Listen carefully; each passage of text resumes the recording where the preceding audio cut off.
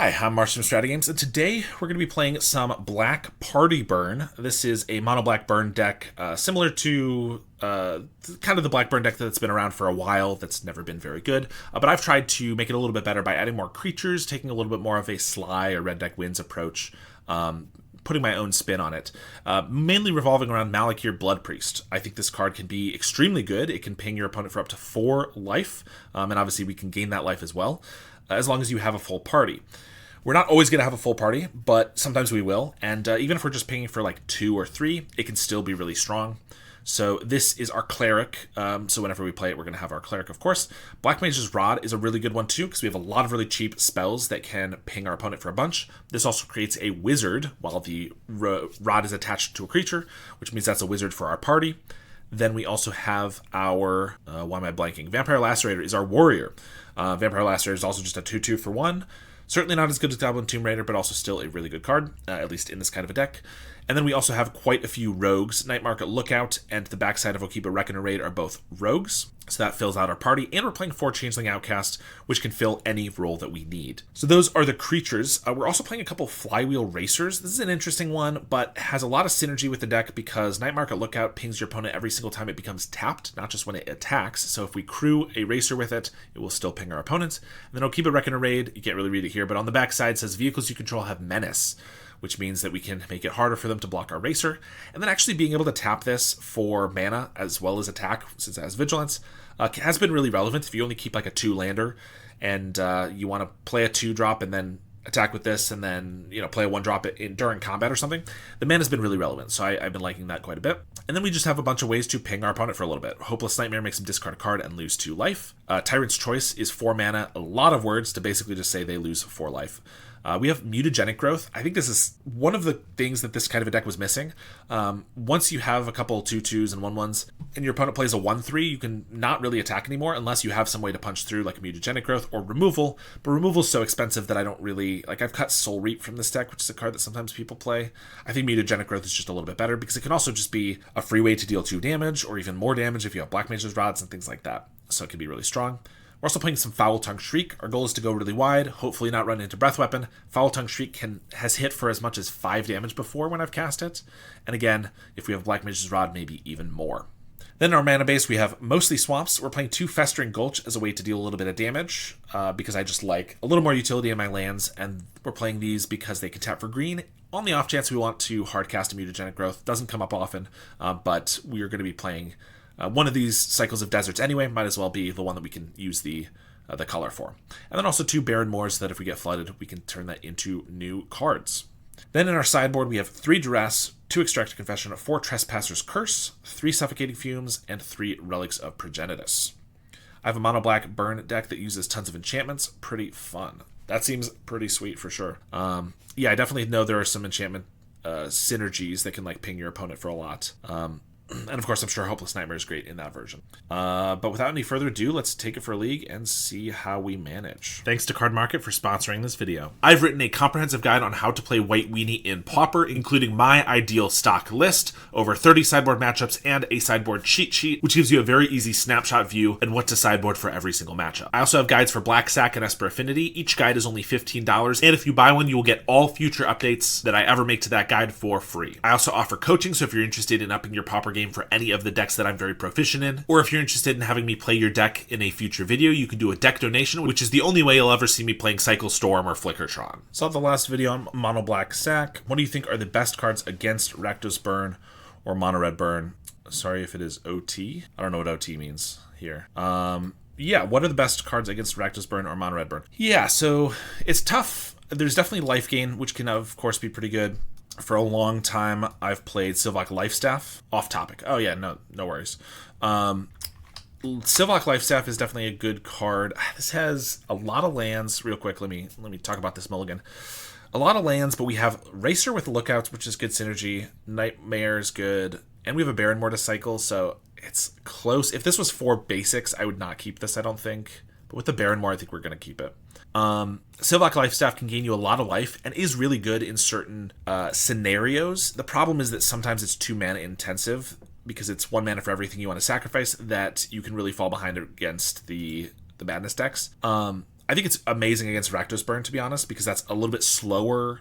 Rakdos Burn wants to deal roughly 5 damage every single turn for the entire game, whereas Mono Red Madness wants to deal a little bit of damage and then do a huge burst of damage at the end. But like, Rakdos is just reliable damage every turn is kind of its goal. And because of that, that's not a bad draw. Because of that, you have a lot more time against Rakdos Madness, so the extra mana isn't that big of a deal. So I like Life Staff there. Vampiric Link is the one that people have been playing a lot more recently, and I've updated my stock list, so now I'm running 2 Vampiric Links and 1 Sivok Life Staff. Vampiric Link it's like Unexpected Fangs, but it's an enchantment for 1 mana, sorcery speed, but no +1/+1 counter. But 1 mana is just really key. And if you land that on a 5+ toughness creature, assuming they don't have 2 or 3 bolts to throw on it, you're probably going to win that. Real quick here.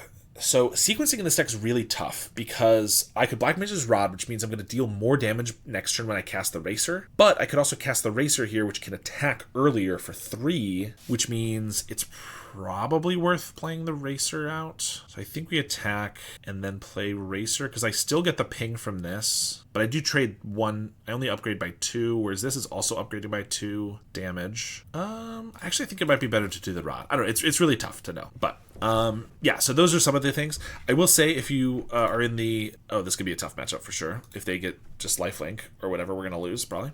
If you're in like the Black Stack Discord, Entropete is one of the most prolific Black Stack players. Really good player, puts up a lot of trophies. Has started playing Mutagenic Growth as a way to beat Mono Red Burn, which sounds crazy because it actually loses you life. But the idea is that you just... you catch them off guard, they try to bolt your guy, and then you growth your guy to keep it alive, and then by having a bigger creature, you just kill them. Because they try to play like control in that matchup, and we just want to kill them through that. So this is part of why I didn't want to play the Racer, was because if they played a creature and then I couldn't attack in, it was actually less damage. So we made the right choice there, and because the hero token is just reliable damage to them no matter what. Them discarding 1 card here doesn't do that much. I'm going to play the Lookout here because I can actually tap both of these to ping them for 2. If they get lifelink, like the card, we're going to lose. But if they don't, we might be able to race them. Remote Farm is a little bit late, so not a big deal here. They do have Sentinel's Eyes. Thanks, sorry if I distracted you. You are totally fine. That is why we are streaming, is so that people can talk to me, so not a big deal. I will take 4 here, and then they're going to pass. So I get to tap both of these at the end step to ping them for 2. So this is the synergy, is I don't have to attack with these and throw them away. I still get to ping them. Pretty good here. Foul Tongue Shriek can deal a lot. That's really good, because we can attack, hit for 4, or no, 3 with it, because we'd have 3 attackers, plus 1 off the Black Mages, so that's 4. Hopeless Nightmare can hit them for 3, so that's 7. 8, 9, they block this. 10, 11, 12. We're really close. Let's cycle the Baron more. Do you not have the DB account anymore? No, I still do. Thing about the DB account is that you have access to everything, but because of that, you're not allowed to, like, any trophy or any treasures, chests, or play points or anything that I acquire, I'm not allowed to sell or anything, which is a good thing. But so I still like to play on my main account when I can, because I acquire, play points and whatnot, as long as I'm doing decently. So I usually use the DB account for decks that are brews, or ones that I'm just a little bit less confident in, whether that's mine or sometimes deck donations, just because it's a deck that I'm not familiar with, or for cards that are too expensive. So anything with Utram Monitor recently, I've been using on the DB account because I don't want to spend 40 ticks per. So yeah, I think we're like 3 damage short if we did our math right there, which means I could wait till next turn.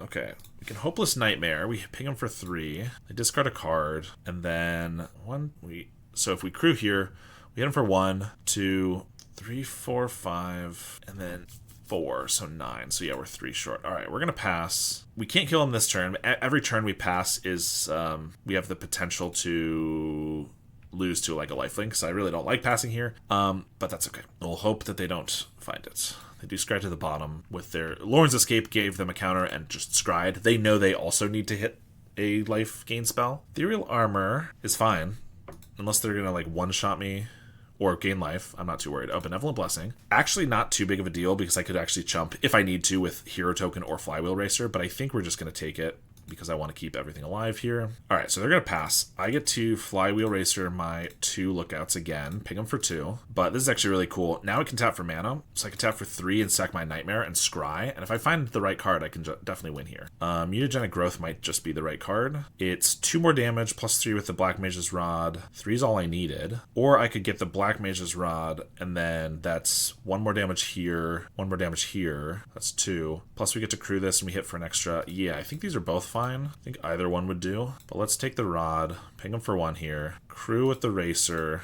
swing with the team. We ping for 2. They block the biggest toughness one, or biggest power one here. And then I get to Foul Tongue Shriek to deal them 6, because we have 4 attackers, plus we have 2 Black Mage's Rods. And then anything they don't block, they lose to. So unless they have like instant speed lifelink here, which I'm not expecting, we should get them with the Foul Tongue Shriek. Boom, -3. All right.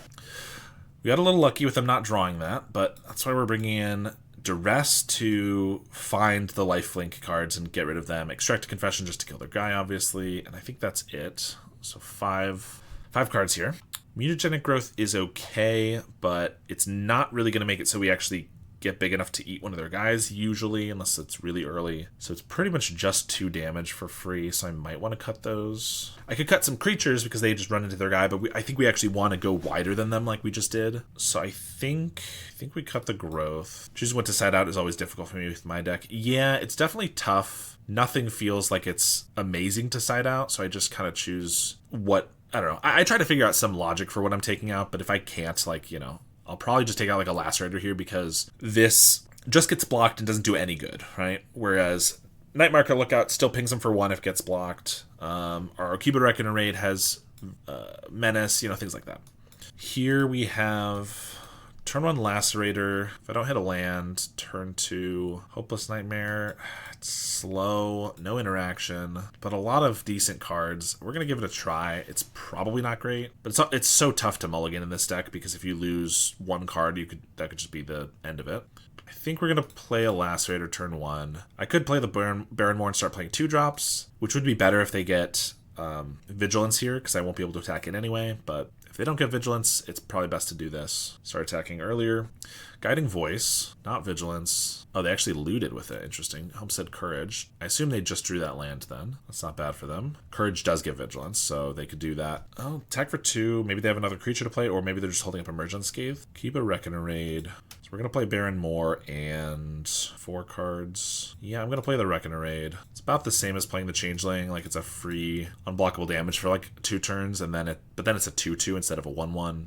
So I think it's a little better, but Sentinel's Eyes, there's Vigilance, that's annoying. But it's also Menace, which is why I did want to get the Reckoner down. Night Market Lookout. So I could Night Market and Outcast. Could just Black Mage's Rod, because then if I Flywheel Racer, I can make more mana. Because this can only tap if it's a creature, and it still has Summoning Sickness if it's a creature. So if I play it now, I can't actually tap it. That's the one downside of the card. But it would give me more mana for next turn, and I think mana is actually kind of what I need. Oh, and it's about to gain Menace because of this. So I actually do think I want to play the Racer. Because if they don't play another creature, I can actually go around them. And that's pretty relevant. Because I'm not chumping for, I mean, not until it's lethal pretty much. Which, if they, you know, hit me for 8 here and then I don't chump and then they get protection from black, we're going to lose. But whatever. Ethereal Armor, Guiding Voice, and they got Yip Yip, which means flying next turn. Well, that's a reason maybe I should chump. Yeah, okay, we're going to now. Although they could probably get lethal next turn anyway. This guy's not going to matter because he can't attack regardless. It's fine. Let's just chump block. If I get Extract a Confession, then we're in a good spot. Nope, wrong 2-drop sorcery. Because I assume they've been holding up Emergent Scathed, but I don't actually need to target their guy. So we're going to play Night Market Lookout. I guess we're going to go Hopeless Nightmare because maybe they need all 3 creatures or cards to kill us. But no, actually Yip Yip plus Homestead Courage I'm pretty sure just kills us. Well, that's not great because that's 2, so that's 11, and then Yip Yip would go to 14. I guess maybe, well, they discarded that, so maybe that's good or bad for us. But we also gain at least 1 life here, so maybe it's, you know, maybe it's not quite lethal. This has got Menace, so we can attack. And I could cast Foul Tongue Shriek, but it's only for 1, so I don't think I like that. I think I'd rather just play the Outcast. And if we're dead, we're dead. By tapping the Racer, that does mean that we're dead to a protection from black spell. Like the Emergent Scathe, we think that they have. So actually, that was probably bad, because holding this up would allow us to block it. They just attack. Okay. I could block. Do I think I can kill them this turn if I block? Tyrant's Choice for 4, and they could have a steady footing, which would kill us. Tyrant's Choice for 4, they go to 6. I tap this, they go to 5. I don't have Menace if I chump with this. So I hit for, so I think I lose. 4, 3, I think I could put them to 1. Let's do that math again. Tap here, they take 1. Attack. Foul Tongue Shriek is 2, 3. Tyrant's Choice is 7. No, that's not quite it. I think we're just going to take it. If they have this, then we'll die. But they don't have anything. Wonder Reverie-list. Okay, that's a blocker. Okay, that can make things a little worse. Duress. Oh, but they already have Homestead Courage. They didn't kill us, which seems crazy to me. Okay, so I could Tyrant's Choice for 4. We boot up the Racer and attack with all 3 of these. Foul Tongue Shriek is 3, because we're attacking with 3 guys, but we also hit for 1 with the Lookout. They can't block both of these, so if they have nothing, this should be lethal. So let's try to go for it. Ping them here. I could Duress, but then I don't have the mana to actually do everything I need, so I think we just need to not do that. Tyrant's Choice, they lose 4, because they can double block this. They take 3, so from 4 to 5, 2, and then Foul Tongue hits them for 3. Yeah, if they don't have a way to gain life, instant speed here. Swing with the team. This having Menace and granting Menace to the Racer is like super relevant. Obviously with 2 creatures here, it doesn't matter if just one of them had Menace or not, but still, it is pretty handy in general. Because even if they had 3 blockers, they couldn't do it. All right, we're going to cast the Foul Tongue Shriek for 3, and then this is going to eat this with first strike, but then we should hit him for 4. All right, that is a tough matchup because they generally have several ways to gain life in the main deck, not to mention sideboard. They usually have a couple more. They didn't draw those cards, which obviously is just what made it possible to win. But we also, I think, played pretty decently, making sure to try to, like, sequencing in this deck is just, like I said, very difficult. Because, if I want the Black Mage's route out first to deal damage every time I cast a spell, but I want my Racer out because it's attacking for 3 earlier. But so a lot of it's like, I'm not exactly sure how much it'll amount to based on how you cast it, but also some of it is like, well, the Flywheel Racer is better if they don't get a blocker, but what if they play a blocker next turn and things like that. So what a game. Good math, good game. Yeah, it was it's pretty good. I was pretty happy with that one. And I think those were both like probably turn 5 wins, which is the problem is this deck can't win reliably on turn 4. It can win on turn 4, but not super reliably. If it could, I think this deck would be quite a bit better, but turn 5 is still not a bad win by any means, but just definitely difficult to race the other decks in the format that can win on turn 4, like Spy or Madness or whatever. But yeah, that was definitely a good, fun game. All right, this is a lot of cool cards, but not going to be good enough. We need a land. We don't have that many lands. Even if we did, no 1-drop, Rod into Malakir for 2 is just not really good enough. This one is okay, though. 3 lands, we'll probably put back the Baron more. Then we can go Lacerator into Tyrant's Choice, into Hopeless Nightmare. It's not great. Like, this Foul Tongue Shriek doesn't do us a lot of good. Maybe I just get rid of the Shriek, because currently we don't have the creatures for it. And then the Baronmore can still be a new card later, if I want. I think that might be a little better. If it was 3 swamps, we'd get rid of a swamp, but okay, well. Mulligan Bug. We'll play a Lacerator. Do you think they misplayed and could have won using the Yip Yip and Homestead? Not necessarily. I don't know their hand, so we did the math. Homestead plus Yip Yip, if they didn't discard it, for the record, they discarded it to our Hopeless Nightmare, so, maybe they made a misplay there, but I believe they could have hit for 14, but we gained 1 life with our Tapper, our Black Market Lookout, so that we actually went up to 15. So if they had nothing else in hand, then no, they probably didn't. But I don't know if they had anything else in hand. It looks like we're against like a mono blue control pile because they milled Cryogen Relic, picked that up with Philagi, Frantic Counterspell. I think that should probably be an okay matchup for us. Just because, this deck should be really slow and we don't have things that are great to counterspell. Unfortunately, the Philagi is really annoying, which is why we'll get down to second Lacerator and then Hopeless Nightmare them, I guess. Although if they discard like a Frantic Inventory and then play 1 to draw 3, that'd be really bad. But yeah, so I don't necessarily know if they misplayed. It really depended. Like, if they had all planes in hand otherwise, then I don't think they could have killed us either way. But definitely a possibility. Discard Unable to Scream. Feels like they have another way to deal with these, maybe. I mean, they already have a blocker for 1, so maybe they just don't care about taking 2 a turn. Or maybe they have like a Kraben Inspector. They just play Relic, though, We are losing some life, but what does that matter? Okay, right. Reckoner Raid's not bad. We're going to swing for 2. I think we probably just play the Reckoner Raid, cycle the Baron more. I'm always so greedy, I want to cycle it pretty quickly, but it's tough because, like, we do have things to spend our mana on a little bit. Like, we have this for 3 is not bad. They're going to have Abjure. I think we're just going to play a Reckoner Raid to see if they want to Abjure this, but we have an extra mana, so they might not want to. And then I'll just use the mana on the Baron more, which I'll just cycle now, because if we get a swamp, I might as well play it. Yeah, cycle a Lorien for an island. Not going to Cryogen to tap down an Lacerator. Mutagenic's okay. It's 2 turns too late, because I would have loved to kill the Archaeologist a lot earlier, but we will try to use it now to get rid of their guy. If they want to counter this, that's totally fine. And if they have like a Dispel, you know, some sort of restricted counterspell, they probably would. Unless they had the Ghostly Flicker, that's pretty good for them. That is annoying. That was something I thought they might have, but yeah, maybe we should have not used the Mutagenic because we thought that was a possibility. Gets back Hard Evidence. Wall of Runes? That's a crazy one to play. I mean, it's just a big blocker, I suppose. I'm gonna Tyrant's Choice. I could just sack the Nightmare here. They could Abjure this. And it is like our highest life loss card, so they probably should if they have it. But I think if we resolve this, they go to 8. Maybe we can have a decent shot to get them because, like, yeah, they got the Abjure. Like, below 8 is a tough, or below 10 life is, like, where it's really easy for us to just, like, whittle them down a little bit at a time. Whereas if they're above 8, or above, I keep saying that, above 10, it's just really hard.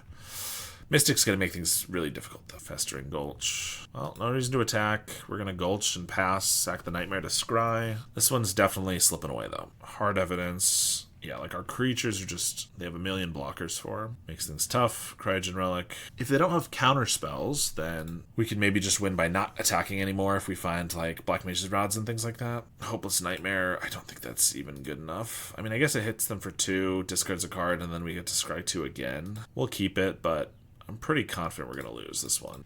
They will take it, discard a card, Ghostly Flicker, crack a clue, Cryogen, another Cryogen, swing for 1 with a bird, we'll sack the Nightmare. I'm just not sure. I feel like they're going to have counter spells for everything. Like, Growth doesn't matter, Rod is good, but if it gets countered, I think we're just going to scoop it up. And I fully expect it to. Alright. Well, Duress, Relic, don't think we're going to fit all of these in. Trespasser's Curse, actually, like, their win count is a Murmuring Mystic, right?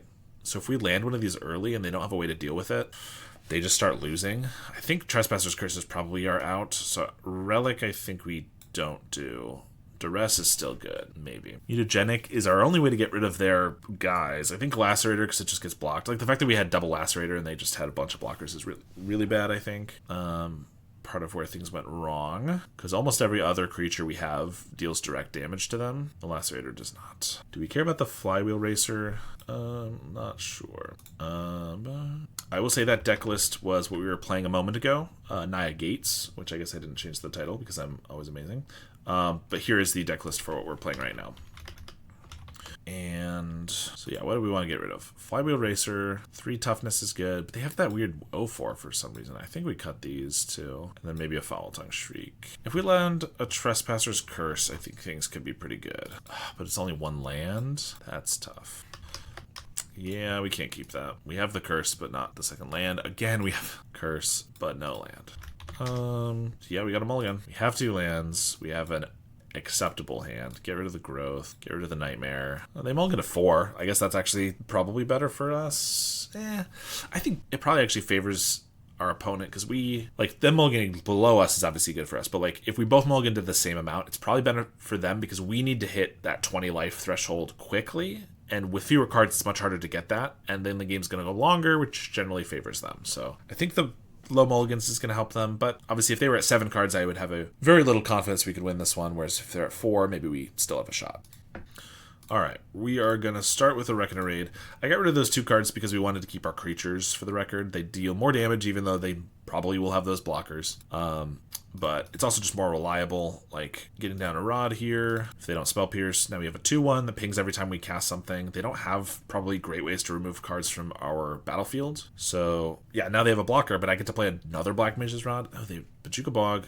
yeah, this is definitely the deck I thought it was. Bark Form Harvester. They have just a couple of these in the deck just so they don't mill out, because their deck mills a lot. Oh, the Trespasser's Curse. Oh, and they didn't take anything, so it's a 1/4, so I can't even attack. That's really annoying, actually. Good for them. I think I'm going to Black Mage's Rod. This means everything we cast, even if it gets countered, it deals them 2 damage. And if we can land the Trespasser's Curse later, and then, you know, when they get to a Mystic, we can get rid of them, or like just they take 1,000,000 damage. I think that's good too, but they'll probably tap out again at some point. Maybe right now if they just have like another Archaeologist to play. But maybe not, and that's fine too. In which case we get to attack with our Menace creature. And I could Blood Priest.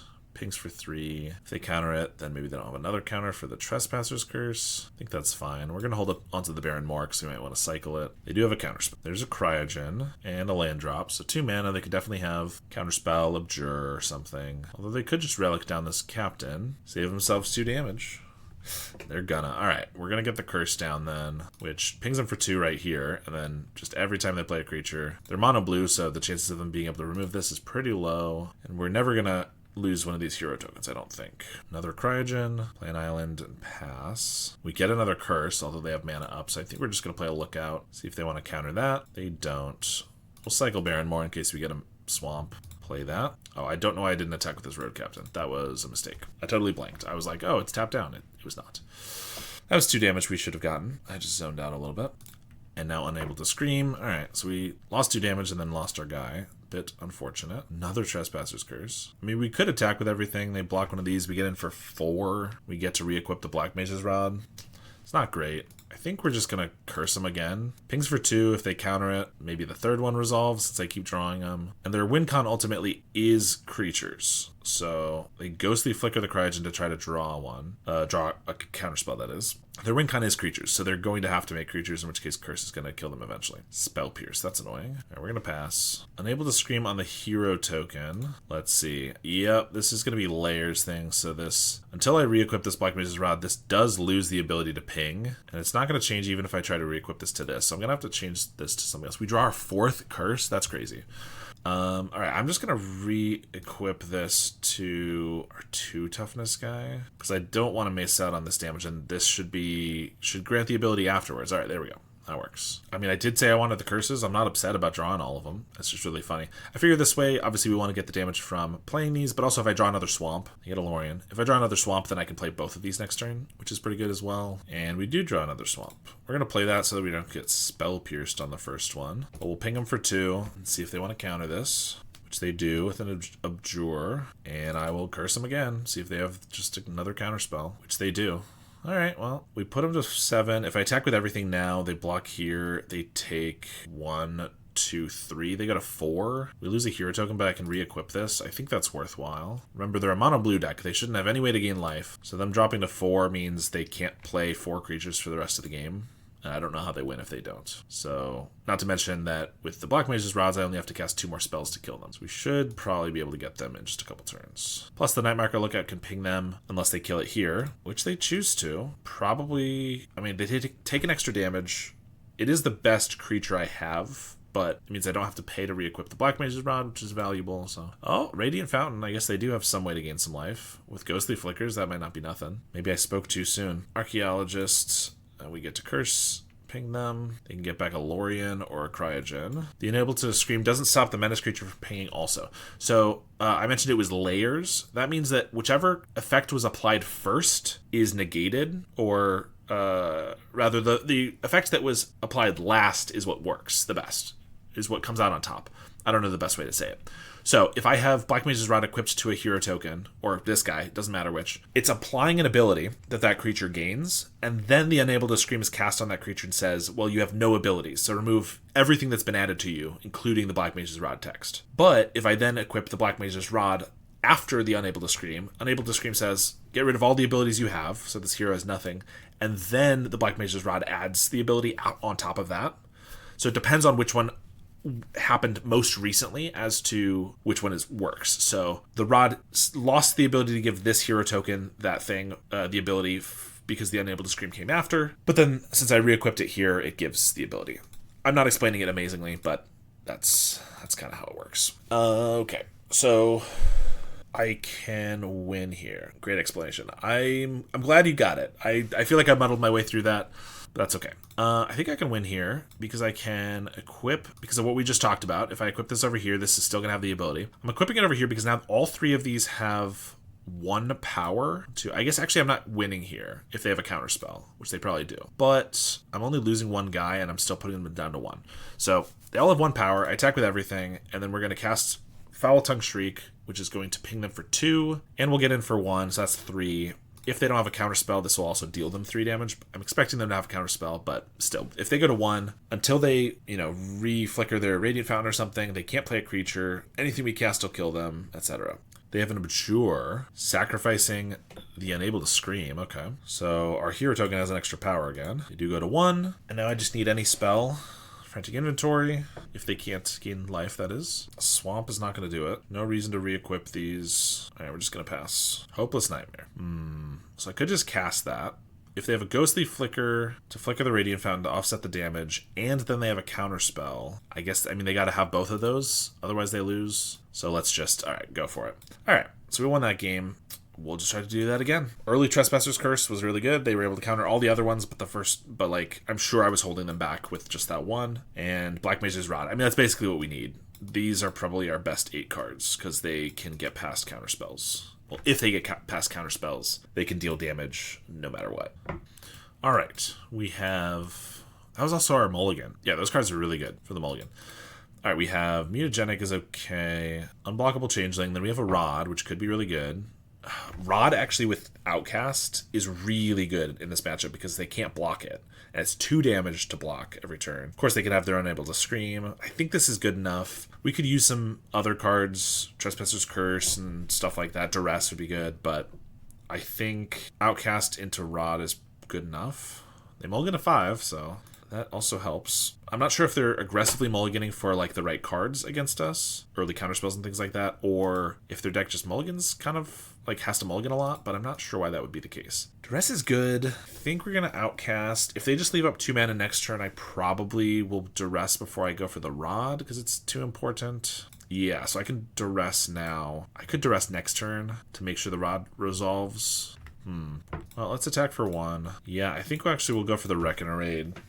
If they counter this, that's not that bad. Black Mage's Rod is really important, so I think next turn we're going to Duress into Black Mage's. So if I Duress now and they have 3 counterspells, then they use the mana to counter the Duress, and then they have counterspell up again. But if I wait, then they won't. Graduate Relic. We've seen they still have Spell Pierce and Abjure, so I'm still going to go for the Duress here, even with 1 mana up.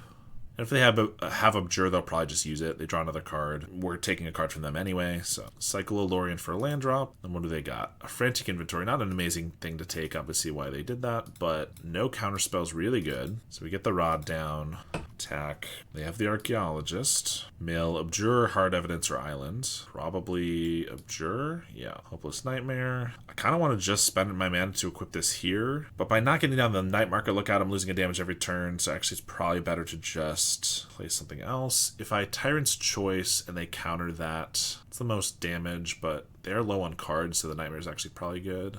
I'll go for Tyrant's Choice and then play the Lookout, I think. They might let that happen because it just doesn't really affect them. I mean, it deals them damage, which is our goal, but it doesn't affect them otherwise. It does not affect the board state or their hand or anything. Just the clock. They're thinking about it. Decide to let it go. We'll play the Night Marker Lookout, see if that's something they want to abjure. It's not a bad one. They have a blocker, but it gets to ping in for 1 every turn, plus having 2 guys that they can't block.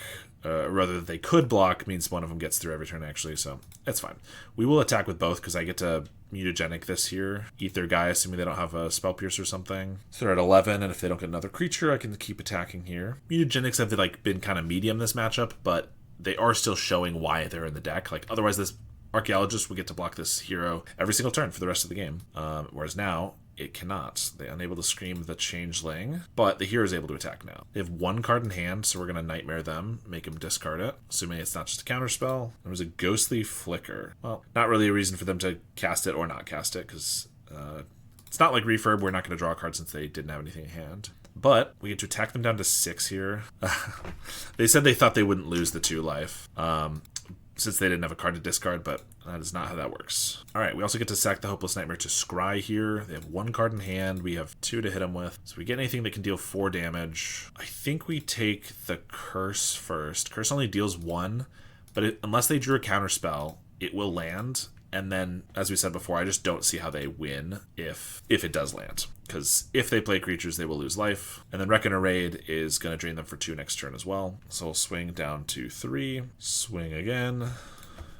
Put him down to 1. Great game. I agree. This was a very interesting matchup. They have a Steel Sabotage to bounce the Black Mage's Rod. That's really funny. It does prevent them from taking 1 damage here. Of course, it lets them take more damage by getting an extra 1/1 if they don't have another counterspell. But if they do, that's actually not bad. It kept them alive this turn. I guess that would have been a reason to cast the Reckoner Raid pre-combat, but that's okay. This will still ping them on their next turn. Yeah, 2 really close, really interesting matchups so far. Hard Evidence, they make a guy, and they die. All right, deck is gas. I agree. Like I said, I've been tinkering with it for like a month or so now, and I really like the deck. I think it's got some serious power. I just haven't had a lot of time to put the reps in to, you know... I have gotten a lot of 4-1s with the deck, and of course nobody cares about a deck until it's got a trophy, which is fair, to some degree. But yeah, been working on a lot of the other decks that I play, especially with newer updates and things like that. The White Weenie guide update is coming in pretty soon here. And so yeah, I haven't had a ton of time to play with this, but I like it a lot. Of course, we've played against a very fringe deck and then a tier 3, tier 2.5 or whatever with the Mono and White Heroic, so we haven't played against the best decks yet, but it's still pretty good. We're also mulliganing pretty low here, which I don't like. Definitely get rid of a Swamp and I think a Nightmare, because creatures have the potential to deal more damage. Alright, looks like it could be against Terror or something. Start with the Lacerator. Should be quiet. Yeah, come on. You said deck is gas, and then we mulligan to 5. Dang it, I was hoping to get queued into you. I'm 1-0 in a league. I'm sorry. I mean, assuming you're on Familiars, I think I would probably lose that. Like a God Pharaoh's Faithful would just kill us right away. But if you're against something slower, like a Flickertron or something, or if you're on something slower, then I might be able to get there. But yeah, Fam seems like a tough one for me for sure. Hey, what are your thoughts on Dash Hopes in the shell? I really want to find the right deck for it. I understand. I don't think Dash Hopes is a very good card anywhere. This might be the shell for it, like the best shell for it, but that doesn't mean I actually think it's very good. Dash Hopes is just a modal card that says your opponent either counters you either counter a spell of your opponents or they lose 5 life. And obviously this is a deck where them losing 5 life for 2 mana would be really good. But the problem is they get to choose. And there's just not really a way to make that worth it. Because what it means is in the early game when I want to be dealing them damage, or rather in the early game when I want to be making them... Sorry, let me start over. They're going to Brainstorm and Thought Scour. Away a Murmuring Mystic and an Ice Tome. In the early game when I want to counter their card, they're just going to take the damage. And then in the late game when they're low and I want them to take the damage, they're just going to let a spell get countered. Now I understand that if in the early game they take the damage and let something resolve, then we did deal them 5 for 2, and then later maybe we deal them enough damage it's good. But it's also, you have to remember, like, every counterspell has an opportunity cost of... You have to leave up 2 black mana, or 2 blue mana, whatever, for your counterspell every single turn, and if they don't cast something into it, then you've just wasted your mana. Unless you have another way to spend that mana, like a Fanatical Offering or something. But in our deck, at least this shell that I'm playing, we don't really have that many instants that I could, like, oh, I'm not going to do that, instead I'll double bolt you or whatever, right? We have, like, this is an instant, but it's only an instant we want to cast on our own turn, things like that. So I don't think I want to cast anything and give them a counterspell target. We're already killing them pretty quickly here. So yeah, that's part of the issue with Dash Hopes. It just doesn't... We don't have something else to play if we don't end up counterspelling. If you want to try it out, I say go for it. I'm never one to say, like, don't try something out, even if it looks bad, because there are things that I've thought looked bad before that ended up being amazing. And so you should give it a try if you think it's going to be good, or if you think there's potential. But if you want my honest opinion, I also have to be, honest and say I don't think it would probably be very good.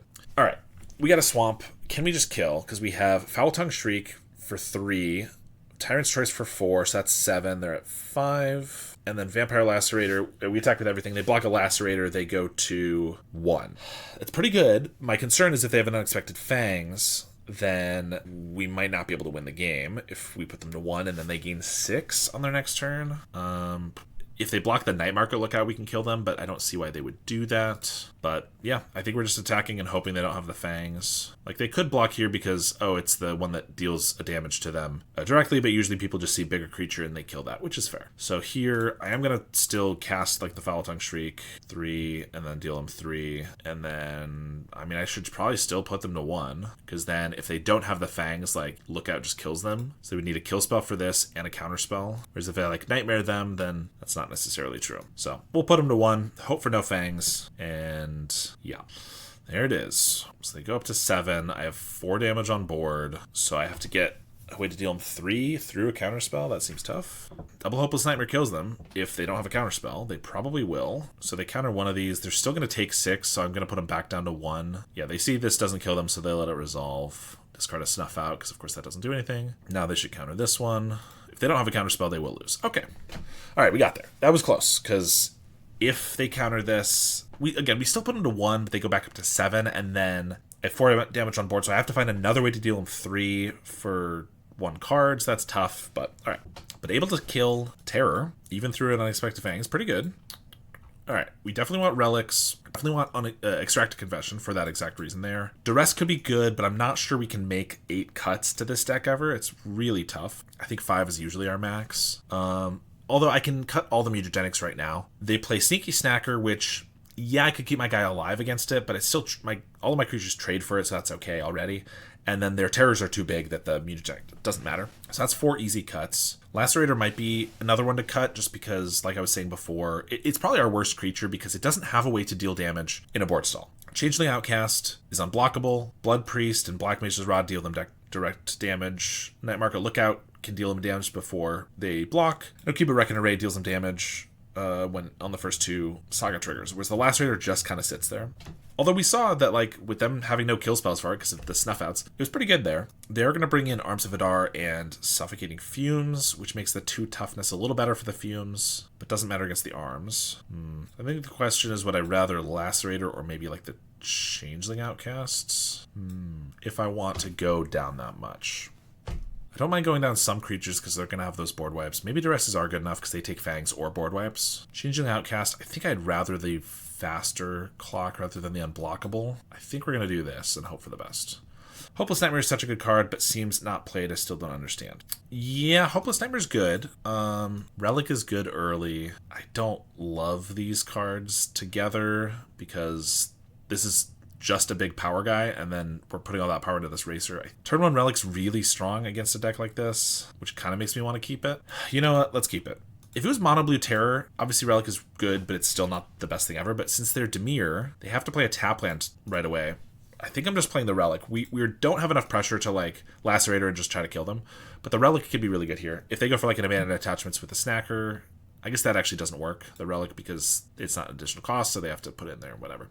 Now I'll play Lacerator, and if they counter this, I might just play another Relic. Then we get to just hold them off for forever. That's kind of cool. Anyway, back to what you were saying about Hopeless Nightmare. It's a good card, but there are some cards that are similar and that are better. So, for example, my first thought when you were saying that is, well, if it was an artifact, like some people have tried it in core Skyfisher decks because you can pick it back up and make them discard another card. Well, unfortunately, we have a much better way to do that exact thing, which is by playing Refurb, which can cost 1 mana. It can attack for 2. If they discard a card, and if they don't have a card, you draw a card. And it's an artifact, which means you can pick it up not just with Skyfisher, but with Glinthawk. So there's a lot.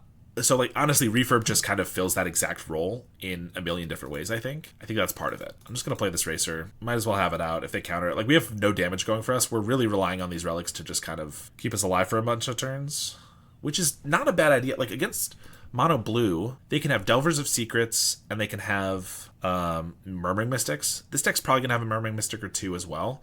But otherwise, it's Gurmags, Terrors, and Snackers. Everything that relies on the graveyard. I'm going to Relic them here. They might Mental Note in response, in which case they get to exile something else. But anyway, so like Relic is just really strong against them. And having 2 of them, like, it's going to take us a while to get the damage that we want. But I think this is just really good. Anyway, yeah, Hopeless Nightmare is cool. It just doesn't do it's worse than Refurb in about 4 ways. And then Refurb is just such a good card. Okay, yeah. Mystic, that's going to be tough for me to beat. I do feel like I have to crack a Relic now, unfortunately. Racer's bad. Well, I'll play a Racer, and I'll play a Tyrant's Choice. Tyrant's Choice. I guess I can do the old Tyrant's Choice where I choose them to sack a creature, but then they just choose Torture, and they're still going to lose 4, and it's not going to do anything. Like I said, there are a lot of words on this. It just says each opponent loses 4 life. There's no way to make it say anything different, unless your opponent wants it to say something different, which is not good for you. They do Thought Scour, hit a Snacker, which means if they Thought Scour again, and I don't have Relic up, so I can't pop it, which means they get Snacker back, so I probably should have left up a mana, because I could crack it now. And I didn't do that. We're going to lose this one, unfortunately. They had the Mystic, which, they're probably playing like 2, but they had to have that exactly against the Relics. And I did make this mistake here. But also, we just drew nothing. We've drawn, like 2 lands, another Racer, another Relic, and a Tyrant's Choice. Like, our draws have just been atrocious. And I just don't see us winning this one anymore, unfortunately. Trespasser main. Well, Trespasser's good against the Mystic, but it's not good against anything else. And I have tried Trespasser main before, for the record. Sometimes it's really good. Sometimes not so much. I think if we just drew a little better, we would have been fine there. We drew a lot of redundancies of things. Like the Racer, you never want to draw a second Racer, I don't think. It was really good when Broodskale was in the meta. Yes. It was definitely better, although wasn't, depending on their win con, there was a way for them to like do it in your upkeep to like negate the Trespasser's Curse and like, or to just win over top of it or something. We have Reckoner Raid into Racer. Blood Priest is not amazing. I think this is a keep, though. We kind of have the curve that I always want, which is always a 1-drop creature, or, some 1-drop we could play on turn 1, and then a bunch of 2-drops I like. I wouldn't mind another 1-drop, because we can, like, double spell or whatever, but, like, having this is just pretty good. Speaking of Broodskale, how do you feel about the new pizza combo? Seems like it's progressing into something similar. Yeah, I agree. It seems interesting. I think I've only played against it, like, once. And I think I was on something that like a removal pile or something. So it was pretty bad because I was just able to kill everything, if I recall. Or maybe they crushed me. I don't remember. It was over very fast either way. But it seems like it's interesting. The fact that you, like, I know there's Perilous Research, which is like a really bad Deadly Dispute. But you don't have a lot of the other black draw. Makes it seem like it's difficult to make work. Or you don't have any of the black draw because it's like a blue deck. But obviously with like Cryogen Relic, which is a card I already really like they're doing some cool stuff with that. I don't know. As a 3-card combo, I love it. I think I was on something. Yeah, sounds about right. I was definitely on something. Well, this is cool. We get to flip our raid, and now our Flywheel Racer has Menace, so it can attack past the Snacker. So I think we just Blood Priest for 2, and then we Crew the Racer. Could also go off on turn 3, feels Broodskale. Yes, I agree with that. I do think it's worse than Broodskale. Like, I understand you're making the comparison, and I don't think it's unreasonable, because it makes you infinite mana, an infinitely sized creature. It clears blockers, which is cool. So there's like Broodskale just had to try to attack it. If it didn't have the like payoff, it would just try to attack him with a big guy, and this one can just clear all the blockers. Of course, Broodskale was a 2-card combo that could make you an infinitely sized creature, and then if you had like a Nadir's Nightblade and infinite mana, and then you needed a payoff other than that to like win right away, whereas this needs all 3 components, so it feels like it's harder to assemble for that, or in that way. Devoted Druid's already a card that people know is always a combo and you want to kill, and it has Summoning Sickness, which is a really big downside. Like, Broodskale can go off the turn it enters, which is part of the draw of that. So yeah, I don't know. I can't say I've played the deck, of course, but it looks interesting. It looks like it could have some power, and I'm sure when people keep brewing with it and get it around to something, I think it could definitely be a real deck in the meta, potentially. Can't you crew before? Before what? Before playing this guy? I could crew this at any time that I have the creature to do so. It doesn't really matter if I crew it yet, because unless it had if it had a creature type that was like in our party, obviously it could matter here, but otherwise it shouldn't really matter until I go to attacks. Yeah, unless I'm misunderstanding your question. But yeah, we get to drain them for 2, they go to 16, I get to crew and attack with a menace creature, hit him to 13, and then this Racer taps for a mana, so I get to Hopeless Nightmare them, which, let's be honest, could be a benefit. They could discard a Snacker and then get it back. I don't think we're going to not do that, though, just because the damage is good. Our mana is a little tight, because next turn I might want to like Tyrant's Choice plus Foul Tongue Shriek. So I think I just want to get the Nightmare down. Not sure what they're waiting on here. I'm sure they had to run to grab their pizza rolls out of the oven or something. Making me want to fire up pizza rolls now. I mean, there's no better time to do it than when your opponent has just cast a Malakir Blood Priest and you want them to wait for 3 extra minutes for some Tostinos. Timeout plan is going the wrong way. Well, I don't know. Maybe we just wait here 16 more minutes and we win the match, you know? I'm sure that'll be very exciting content that everyone will love to watch here. Oh, we got a resolution. All right. Crew, doesn't really matter with what. Attack, put them to 13. They're going to try to block it because they don't realize it has Menace, which is fair. I guess they haven't seen the Flywheel Racer being played before in Pauper. That's crazy. Staple Flywheel Racer? The disrespect. We'll play Hopeless Nightmare, fuel their next snacker, I'm sure, or just a terror if they just discard a spell. Throw into the Black Rose. Okay, well, doesn't really fuel anything. That's cool. I guess it just doesn't look very good with so many creatures that we have. Another snacker. Okay, and no land drop. I mean, they can block the Menace guys now, but, like, that's pretty rough for them because, I mean, do we just have lethal? I can boot up the Racer. We only have 2 creatures attacking is the annoying thing, but we can hit... You know, if they double block Racer, which is worse for us, but let's say they do that. Well, because that's worse for us, let's say they do that. They take 2, it's a 9, then I can't double Tyrant's Choice. I could Foul Tongue Shriek for 2, they go to 7, then Tyrant's Choice. They go to 3, and then next turn I could Tyrant's Choice again for lethal. I could just Tyrant's Choice them twice now, but then we don't attack. Well, actually, I could do it. No, because this has to be a creature to tap. Never mind. Well, I think we... So it's interesting. I can boot up the Racer... Since we have Menace on 2 of our 3 creatures, it doesn't matter if I attack with this Blood Priest, because they can only either block it or block the Racer. But by blocking the Blood Priest, they'll only lose 1 snacker. So I could intentionally let them block the Blood Priest with just 1 snacker and crew the Racer with the Captain. So the Racer gets through, because if this gets through, I deal them 3, and then I get to double Tyrant's Choice them, assuming they don't have a Spell Pierce, we actually win. So I'm incentivizing them to block the other creature, whereas if I crew with the Blood Priest and then attack with the Captain, they both have Menace anyway, so they might as well block the bigger creature. They might think they might as well block the Captain because it's what's giving Menace. But I actually think we get in for 2 damage if they block the Racer either way. I think this is actually better because maybe they want to keep a snacker around, in which case this actually gives us an avenue to win the game if our opponent makes a mistake. And they don't necessarily know it's a mistake. That's exactly what they're doing. So now if they don't have a Spell Pierce, we can just win with these Tyrant's Choices. And we won the match. Always give your opponent the opportunity to make a mistake, because sometimes they will, and that can win you the game. If we didn't win the game this turn, we're in a pretty good spot. They're missing a land drop, you know, but they could have an unexpected Fangs, they could have a kill spell, they could stabilize in a whole bunch of different ways. And I really think if we had attacked with the Captain too, if I were in their position, I would just block the most damage. But the way we did it, they get to keep a snacker, which is better because then they can block the Menace better next turn.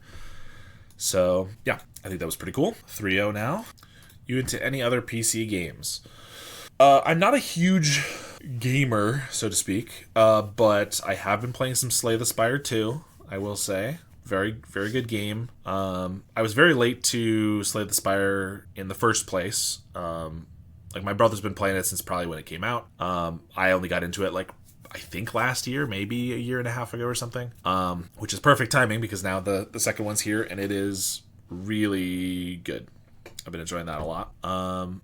There's a lot of games that I like that are you know, kind of story based. You play through once and then I don't play it again. Like Silk Song came out 6-8 months ago and very hyped for that. Hollow Knight is probably my favorite like PC game, other than like a Magic, of course, which is a little different. And so Silk Song was I was very excited for, and the game is incredible. And so I'm very excited for DLC, Sea of Sorrow, sometime later this year. So I'm looking forward to that as well. That was a lot of fun. Yeah. So recently, Slay the Spire 2 is definitely the game other than this that I have been jamming a lot of. I've also heard really good things about Blue Prince, which is actually by a game created by the guy who runs Mythic Spoiler, which is cool. And my brother, we all share, you know, a Steam family account or whatever, so you can play their games. And he picked it up just recently, so that's another one I'm looking forward to getting to pretty soon. But I have not played yet. This one looks pretty good. We have... So, sequencing, as always, tough. I want to play the Blood Priests after I have a Rogue and a Warrior. This is not a Rogue for 2 turns, so I'm pretty sure to maximize my damage... Well, to maximize my damage from the Blood Priests, I should play Reckoner Raid first, and then Lacerator, with a Gulch, and then the following turn I can Blood Priest. But that's a turn where I'm not attacking with the Lacerator because I'm playing it a turn later, which means it's 1 damage I'm missing there. And then I'm playing on turn 3 when I have 3 mana, I'm trying to play a 2-drop, and if I don't have another 1-drop, it could fit awkwardly there. So I'm not 100% sure the best way to play this. We're on the play. I think my inclination is to play a Lacerator on turn 1 if I'm on the play. Like, as we've said, this is probably our worst creature. It is our best creature. It is one of our best creatures to play right away on turn 1 because if they play an Inspector, it's our only creature that can attack past it right away. If I play the Okibu Reckoner Raid, this would be coming down the pipeline later, and the sooner I get it up online, the sooner I have a 2/2 Menace. But if they're White Weenie, a 2/2 Menace is not going to be able to attack in. Oh, another Blood Priest. So here we made the right call. Obviously, we could have made the wrong call. But I think it's always tough. But because we want to use our mana, like if I play the Gulch here and I play a Reckoner Raid, next turn I have a bunch of 2-drops and I can only play one of them. So I think I just want to Blood Priest. Yes, it hits for 2. I am maybe missing a damage from this guy, but if they, I could attack this into the Inspector. I don't really mind that trade. Maybe I'll just hold it because I do have Mutagenic Growth and I have Foul Tongue Shriek, so I have reasons to keep our creatures alive for later. So I might not trade it yet, but I think this is probably the best we can be doing here. They got an Informant. This is definitely a tough matchup. They have a lot of blockers. They have life gain. They have damage prevention. This might be our nightmare scenario. Battle Screech is good. Probably not as good as a Prismatic Strands would have been, but next turn it'll be really good. They attack. That's kind of nice. It actually lets us attack with our Blood Priest, and if they want to trade here, I'm okay with that. But I guess they want to keep their guy alive for the Battle Screech anyway, so maybe that makes sense. Black Mage's Rod. See, that's a wizard, and getting it down before the Reckoner Raid means that we can deal more damage from that, so I probably just want to play that this turn, and then next turn I Reckoner Raid and Blood Priest. I think they might not trade. I mean, we're going to attack regardless. If they trade here, I'm totally fine with that. If they trade with the Lacerator, I'm actually a little less happy with that because it is our only warrior for all of our Blood Priests. Trespassers matchup, for sure. It is a little awkward because they have Thraben Charm, which just blows up the Trespasser's Curse. But if they can't deal with it, yes, that's a fantastic one, and we will definitely be bringing it in. They just take it. That's also obviously great for us. Now we're going to play a Rod, play a Gulch. They go to 11. Like, we've got them down to half life, just about.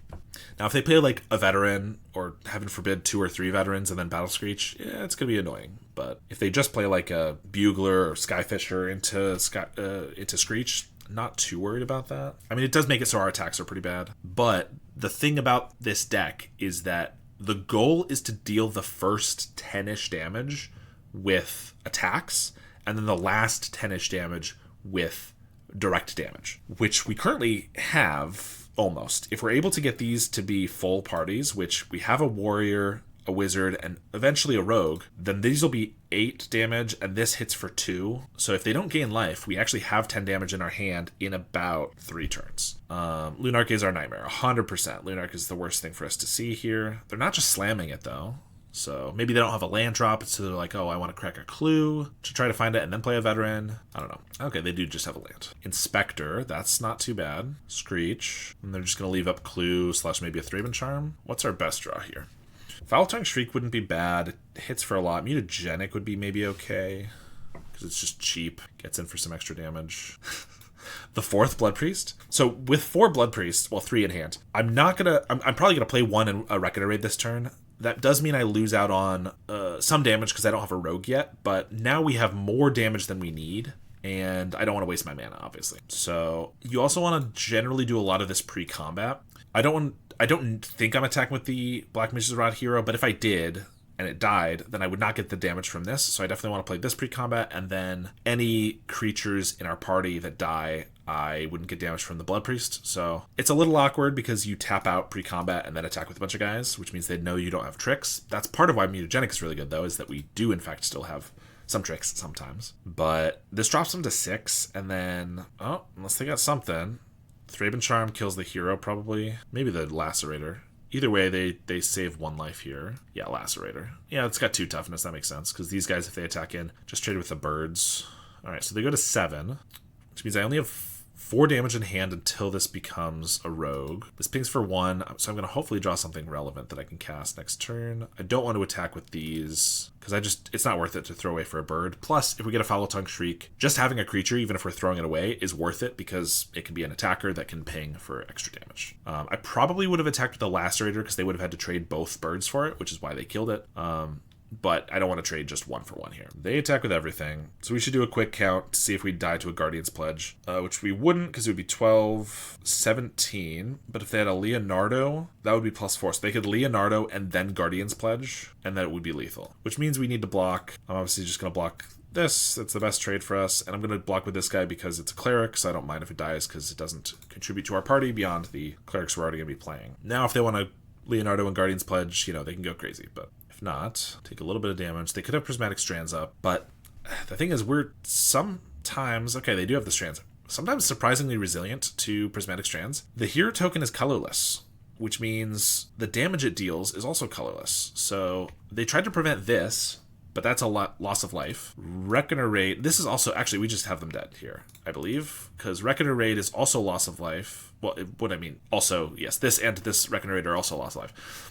But this is colorless, so we ping him for 2 here. They can't do anything about it. The hero can attack for 2 because it's colorless, and then we can Malakir Blood Priest, and this is also loss of life. So all they did with all of that was prevent this Blood Priest from dealing 2 damage, which if that's all they had, that's totally fine. But they could have left back a blocker for the hero or something, and they might not have thought about that. So we take game 1 against a tough matchup for sure.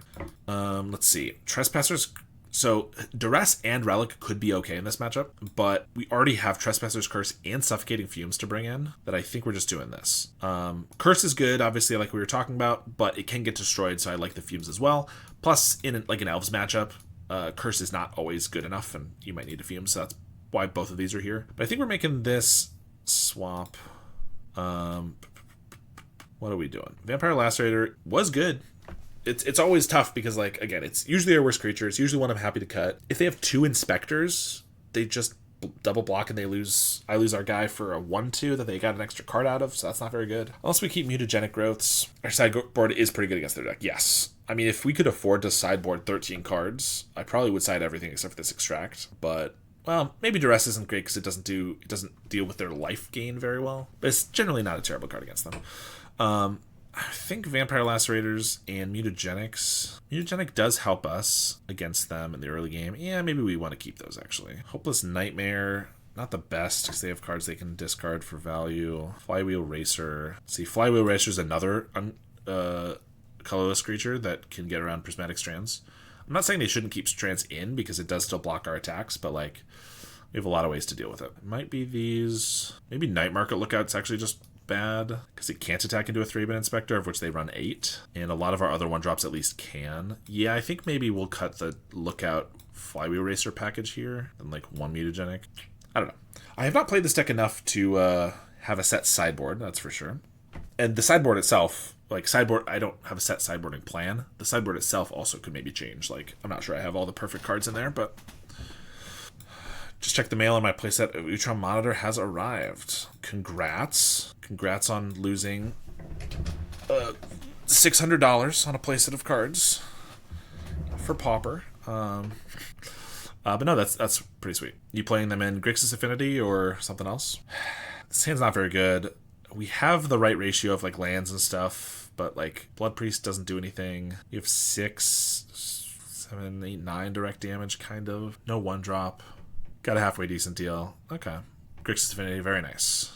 I think we're going to mulligan this. Well, we have an extra draw from the Baron Moor. We do want direct damage. We just don't have the creatures, which... It's a creature matchup, so it might be good to not have as many creatures. Let's run it. We'll see.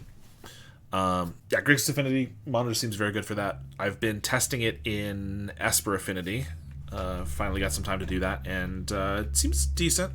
I think it's got some potential. Another Mutagenic.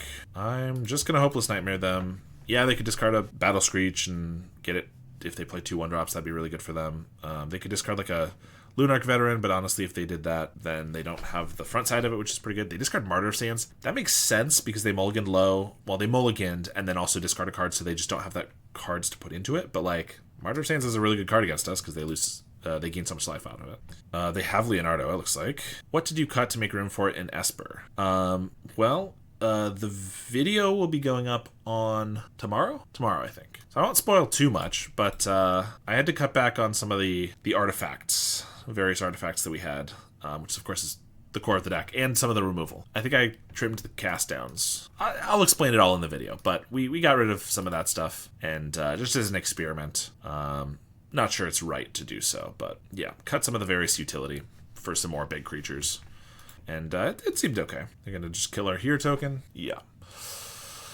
I could double mutagenic growth to keep it alive. I don't think I like that, but honestly, I do really want this around. But I don't think there's any way I can afford that. Just want to get lucky with like another one or something. Looks like Blood Priest, you want to hit for at least 2. 1 was not great. Curse is good. They are going to want to play more creatures if they're going to deal more damage, because currently they're only attacking for 3.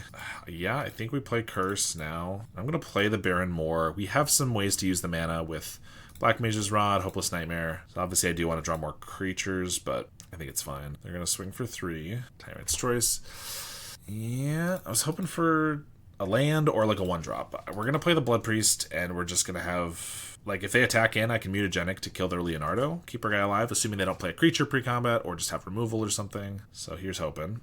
There's a Plains. Martyr. Gain a life. Crack a Clue. Attack with Leonardo and Inspector. I think I want to block the Inspector because I can spend 1 mutagenic on it, kill this, and it shrinks this. Whereas I could block the Leonardo and spend 2 mutagenics. That's not very good. I guess I could also just try to save the mutagenics, go on the offensive. I could like Black Mage's Rod this up. It's a 3/1 attack. We can make it a 7 power, deal 9. We also drop really low. I don't think that's good. Yeah, I think we do this. Mutagenic growth. So I'm actually taking 1 more damage, but I'm killing one of their guys, which is not amazing. Tyrant's Choice, again, really good if we get to the mana to cast all of it, because it's 12 damage. With the Black Mage's Rod, it's 15. So if I attack here and they don't block, I can mutagenic, hit for 6, because it's going to be 5 power plus 1 from the Black Mages. Then if I draw a Swamp, I can kill them with just 2 Tyrant's Choices. That might be the play here. In fact, I think it is. If I don't draw a Swamp, maybe I draw something else relevant. Yeah. I mean, they have a Martyr of Sands on board, so obviously they can gain some life, but then we have another Tyrant's Choice later. I don't know. Hoping for the best. Also, if they play creatures, we ping them for a little bit more, so there's some different stuff to consider. Grange for the Leonardo. I mean, they could also just have like lethal here for if they had like Guardian's Pledge plus something. Veteran. That's not a good sign, although they're playing it before they crack the Martyr, so that feels like they don't have that many creatures. Holy Light. That's not fair.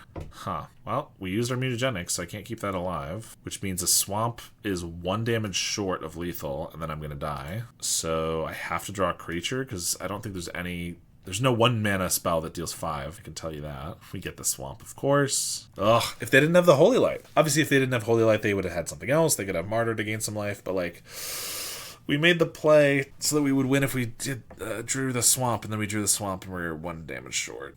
That is unfortunate. All right. Let's try to get him in the last game here. I mean, considering we had kind of a bad hand and some rough draws, like, we still did really well. Let them sack or... No. Tyrant's Choice only does one thing, which is makes them lose 4 life. If there is a tie in voting, they lose the 4 life, which means if we want them to sacrifice, they get to vote to lose the life. So I guess I could have done that and they could have made a mistake, like we talked about before, but if they sacked 1 creature, then we still were dead to their Leonardo plus 1 of their other creatures, and they wouldn't have sacked another creature. So we can't actually make them sacrifice anything. All right, we have double Fumes. This hand's not amazing either. Like, I don't mind a Fumes, but I would like one of these to be something else probably. But Rod is good. Changeling Outcast is okay. I mean, Fumes is good against Veteran, Battle Screech. And, like, Fumes is not gonna solo them unless they have like this very specific hand. If this was Trespasser's Curse, I would snap keep double Trespassers, but I think this might be a mulligan. There's no world where I'm gonna get 6 mana and be able to cast both of these. We have 1. We just don't have the damage. Yeah, we got a mulligan, I think. This one's not gonna work. They mulligan as well. They mulligan to 5. Okay, so we have a shot. Ooh, we have to get rid of both Foul Tongue Shrieks, though, I think, because we need the reliable damage more. Because also, if I get rid of 1 creature, suddenly I only have 2 creatures for these. That's not going to be good enough. All right, we're down to 5. They are as well. I could start with a Gulch, and then I get a Black Mage's Errata turn earlier, but they play a Thraben Charm, or not a Charm, an Inspector, and I just can't attack in. So I think I actually want to Changeling Outcast right away. Just start hitting for 1 every turn. Yeah, because there's the Inspector, of course. And if we got a Swamp, I could still play the Rod, but we didn't. So we'll swing for 1. We are going to play the Reckoner Raid. It's potentially less damage because it's not triggering the Rods, but it is also going to be online a little bit sooner, which, depending on their draw, if they have enough creatures, might not be worth it because they might have enough creatures to block. But when they mulligan to 5, maybe they don't have enough creatures and it can start attacking in. I don't know. They're swinging for 1. Are we going to see a Leonardo again? Yeah, we'll take 1. They replay their Inspector. Blood Priest is not bad. Next turn, we're going to have a full party because we have Changeling, Wizard, we're going to have Rogue, and then this is a Cleric. So swing, and I mean, they're at 15 still, so I'm not loving how quickly we're dealing damage, but we are setting up a lot of pieces with like the rods and stuff, so maybe we'll be okay. Play a Grange, so they're out of lands, because otherwise they'd play a Plains, or maybe they have another Grange, I suppose, but they got Thraben Charm, our hero again, because that would be really annoying. Yep, that does probably mean they don't have a Holy Light, which I guess is good. Just because it's a 1 toughness creature, they could have Holy Lighted next turn. Baron more. So I probably don't want to Blood Priest this turn, because I'm missing a damage. I'd like to just get my second Rod going. Because we have the Rods that we want to re-equip, I think I'm going to throw down the Baron more. Although maybe saving it to cycle into like a 1-drop later would be better, but I think we got to play it. Journey. Ugh, so much removal. White Weenie is not supposed to have this kind of removal. They go for the hero token. I mean, this one might have been better to go for like the Road Captain, because we can re-equip these. It's expensive to do so, but like we certainly can. And if they attack with the Leonardo, I can actually do that and attack for 4. So they might not be able to attack with Leonardo. Ooh, actually, mutagenic growth. Oh. If I equip the Road Captain and now they double block, I'm mutagenic. This becomes a 5/4, eats both their guys and doesn't die. I mean, we're doing that. It looks to them like, oh, I'm just willing to trade this for the Leonardo, which is also probably not unreasonable. I guess I don't have to block. They're just taking 4, but I would very much like them to, because I think if we kill these 2 creatures, we're in a better spot. They don't block. That's annoying. So we just deal them 4. I mean, I'm not just pumping with the growth, because it's just 3 damage, so they would go to 7. Then we have 3 off the Blood Priest. It's close, but I think we certainly save it for keeping something alive against a removal spell, or just more damage later that they're not going to expect. They're going to have another Journey. Come on, dude. Okay. See, this is part of why I really wanted to kill their 2 creatures, was because like they'd have more life, but then even if they get a removal spell, like, oh, they don't have any pressure on us. I mean, we're still at 18. I'm not saying we're doing bad. We can definitely win this, but they've drawn a lot of removal. I guess not very many creatures is the downside. Another Blood Priest. So I play Blood Priest, I hit for 2, I attack for 1. They go to 7. Then my next turn, I Blood Priest, hit for 2. They go to 5. I have a Blood Priest and a Changeling, so if they've attacked, I can attack for 3 with a mutagenic. That's lethal. Puts them to 0, exactly. I think my alternative play is I could equip up the Rod here to the Outcast, attack for 2. They go to 8. Next turn, I get to Blood Priest for 2. They go to 6. I attack with the Outcast. I can mutagenic, but they only take 5. They go to 1. So that does not deal as much damage. So I think we Blood Priest now. And swing for 1. We're going to save the mutagenic because I want to surprise them with the damage. Also, because it could be worth more damage if I wait and end up wanting to equip the Rod, which seems unlikely at this point, but maybe if I draw like another mutagenic, I would want to do it. It just seems unlikely because next turn, I'm either going to draw a land, in which case it's not great to equip the Rod, or I'm going to draw a spell and I'm not going to be able to play it. They have a Skyfisher, which picks up their Journey that had a token under it, and they get to take my Blood Priest. That's annoying. And they just have more creatures again. Have you ever thought about taking a little vacation to Italy and competing in a Paupergeddon? Bring a title home for Blacksack. Believe me, I've thought about it quite a bit. I would certainly love to. I'm not sure I can swing the cost on that, but I've been thinking about it a lot, and I would enjoy that. They took our Changeling Outcast, which is fair. This does let me attack with our Blood Priest. If they block with the Skyfisher, I could mutagenic growth it, or I could just equip up the Rod, which is 3. If they don't block, I would only deal 6 to them. Here we're dropping to 13 if we take it. Probably not dead next turn. I could also block their Inspector and mutagenic that. The chances of us then having them... No, there's no way we can do that. Yeah, we gotta take it. Yeah, I mean, every Paupergeddon that's happened in the last year, I've been desperately wanting to go to. but has just not been viable, unfortunately. So if we equip the Rod, attack, maybe they don't block. I could Mutagenic Growth. We hit for 6, they go to 1. Then if I Blood Priest and they don't kill all our creatures next turn, we just win. Of course, they have 6 damage on us. Guardian's Pledge wouldn't... Guardian's Pledge plus like a 1-of creature would kill us, like a random creature, 1-drop. But they would need that. Otherwise, I could just attack, they block, and I could still Mutagenic Growth to kill their guy. But I haven't dealt them any extra damage. They're at 7. I have a Trespasser's Curse. And they have a 2-3 Leonardo and a 1-2 Inspector. It's not terrible. I could also equip up the Black Mage's Rod to the Blood Priest. Attack, Mutagenic, they go to 1. If they don't kill the Blood Priest, I actually just kill them next turn. Or gain life. Ugh. I think I have to do one of these riskier plays. I don't think attacking, they block, and then I Mutagenic is going to work well enough. So I think I need to go for this. Attack.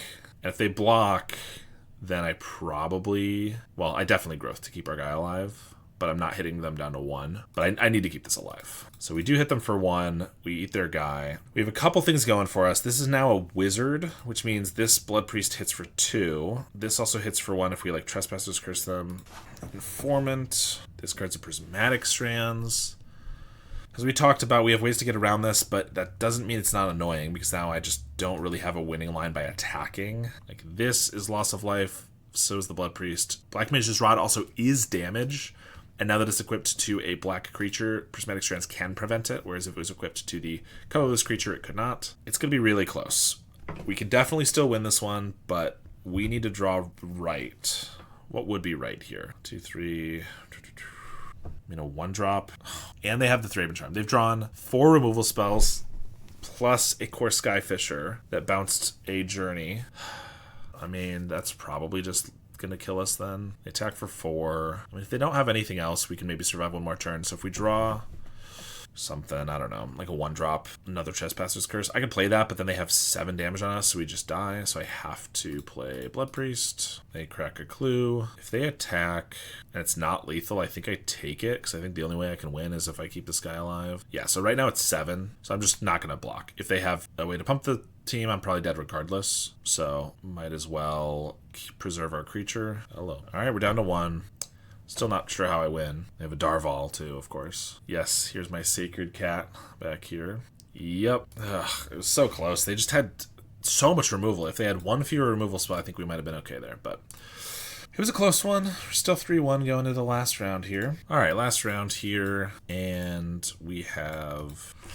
It's a little awkward because we don't have a 1-drop creature, which is generally best, but Black Mage's Rod is just probably one of our best cards in the whole deck, if not the best card. Racer, I've been very impressed with, so I kind of like this. We have Growth. I think we're going to keep it on the draw, especially.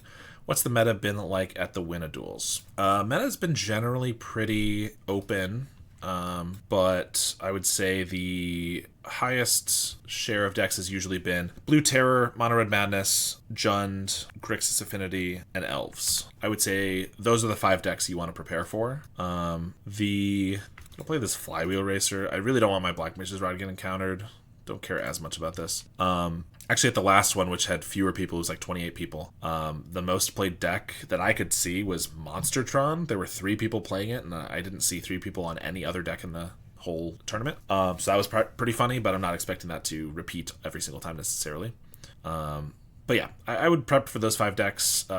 There's been a couple Golgari Pestilence, Food Pestilence players that have been very good and been there, so I would expect to probably see them again. And then everyone has their favorite decks. I mean, there's been some Dimir Terror, although we haven't had a Win-a-Duel since the Pauper-geddon, where it was like Dimir Terror seems to be like one of the best decks. So I'm sure that'll probably jump up a little bit. Speaking of, they have the Terror already. Pretty good. I do get to Black Mage's Rod. I mean, the cool thing about the Racer is you can literally just use it as a mana rock. I get to tap this guy and then play a Blood Priest out. That's pretty cool. I could have attacked with it, but unfortunately it doesn't go up great against a Terror. If I wanted to Mutagenic Growth and trade these 2, I could have done that. I don't think that's where I want to be, so I did not. They snuff out the token. That's annoying. It meant they lost 1 less from this, so they actually only lost 3 from the snuff out, basically.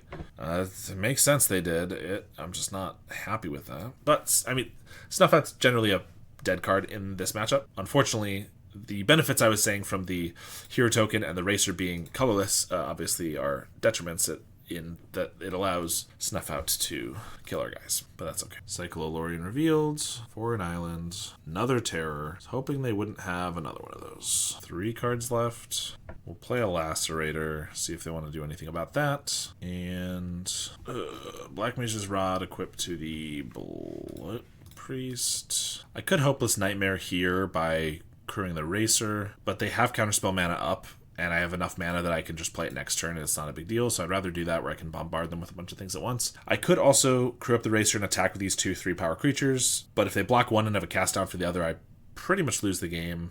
I mean, I could, again, trade with the Terror, but I don't think that's a winning proposition. I think we need them to just not have anything. There's a cast down. They're at 14, so I'm probably just gonna lose. They had very fast Terrors, and we didn't have much, unfortunately. They have a Suffocating Fumes.